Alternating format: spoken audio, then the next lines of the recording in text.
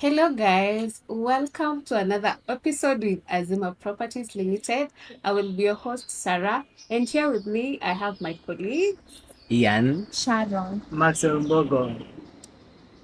It is a rainy season, and hey, I hope Maliko is not drowned. You guys, how are you? Venye hiyo mvua inatupeleka jo. Yeah, it's really heavy actually. It's raining a lot. Niko karibu nikoze kufika home guys. That is what tunasema, especially this rainy seasons, unafaa kuwa safe if you're traveling from somewhere. Unaenda like Yeah, be safe simu. guys. Be Zime safe, yeah, simu in the rainy kukinyesha. season. Kwanza venye kulinyesha jana. Wewe, Sasa na kukinyesha stima ipotee.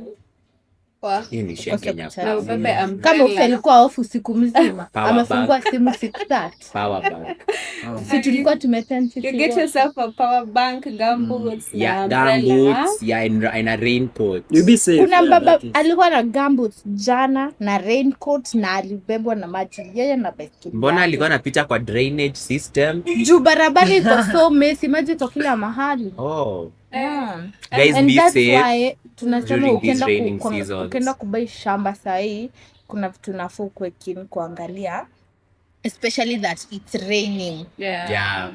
Actually, I feel like this is the best time ya kwenda site visit. Yeah. Uangalie venye like kuna behave kukuwa na maji, ndo utaweza kujua pia kukwaje kama hakuna maji. How will you access the place? How is the land ikwaje time kumenyesha, maji ina flow ama ina stagnate. Yeah. Yeah, that is true.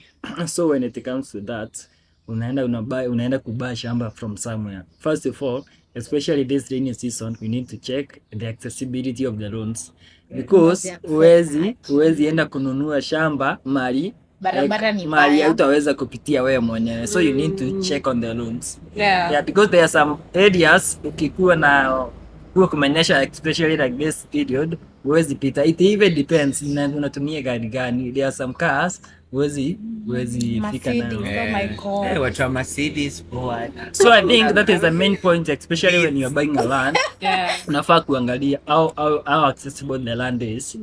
Yeah, before you can go to the step of buying the land. That I think that is a major point. Yeah, that's true. I also feel Actually hata watu wengi hata kama hakunyeshi wanakuanga like plot iko how long kutoka kwa tama, iko distance gani?